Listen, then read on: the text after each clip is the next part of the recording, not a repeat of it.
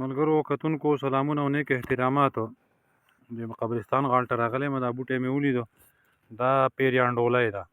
دې ته په پښتو کې پیریان ډولی وایي او په بعضې ځایونو کې دې ته منداڼو هم وایي. اردو کې دې ته قاضي دستار وایي او دودي کلام ته هم وایي. په فارسی کې دې ته شیرګیا وایي او شیرکه ورته هم وایي. په عربی کې د دې نوم دی سوسفند او په هندی کې د دې نوم دی دودیا او دودک چتري. انګلیش کې دې ته سنیک ویډ وایي او لاتیني نوم د دې چې دی هغه ایوفربیا دی. زما محترمو د دې خاصیت چې دی او د دې مزاج چې دی دا په دویمه درجه کې ګرم او خشک دی. دا تقریبا د 1 لیش نه واله تر 2 لیشتو پورې دا دنګېږي. تاسو وینئ او په دې سر کې د چترۍ په شان سر دی، ځکه ورته په هندۍ کې دودک چتري وایي. دا په دې کې داسې ګل ټیپ غوندې راښکاره کړي. بعضې حکماو د دې خاصیتونو کې د خوراک په طور باندې دا مستعمله لیکل ده، خو دا د خوراک په طور باندې خصوصا تازه شکل کې دا انتهایی خطرناک شی دی.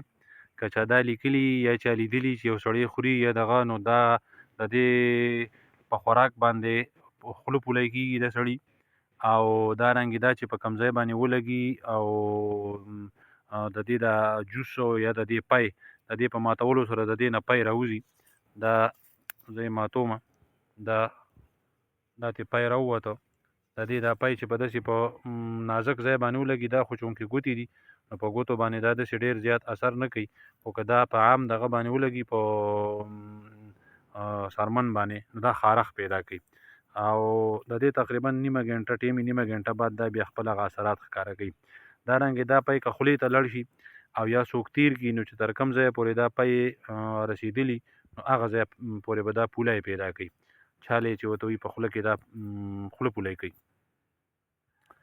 او د دې رس چې دی بیروني استعمال لپاره تاسو استعمالولی شئ. کومه دانه چې نه چوي هغې باندې د دې دا پی 1-2 وخته ولګوئ، نو هغه به ډېر زر وچوي، پخه به شي. او زخم چې وینه نه بندوي یا کوم زخم ورځي نه سړی کړی، نو د هغې باندې د دې تازه پاڼې وچه کولی شي او هغه دې پرې داسې رس دې پرې معمولي غوندې ودوړولی شي، نو د زخم دا ورولي، چونکې د دې خاصیت خشک دی. خو تر خوراک تر حده پورې چې څومره خبره ده، نو زه یې به ذات خود د خوراک بالکل قایل نه یم، ځکه چې دا ډېر خطرناک شی دی او ښه زهریله بوټی دی.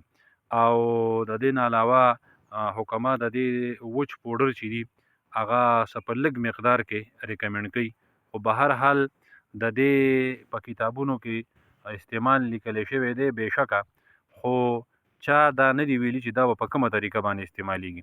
هیڅ چا هم یو حکیم هم د دې د استعمال طریقه نه ده ښودلې. د دې نه علاوه په دې کې کشته قلي په دې کې جوړېږي، چاندي په دې کې کشته کېږي او کشتې مشتې په کې جوړېږي ډېر شی، او بیروني استعمال لپاره هم لازمي ده. خو د خوراک په طور باندې دا بوټی چې دی دا ډېر خطرناک دی، لہذا د دې نه ځان ساتل پکار دي د خوراک په طور باندې. بیروني طور که دا ته مستعمل کې، نو څه قباحت پکې نشته. ډېره مننه، ډېره مهرباني.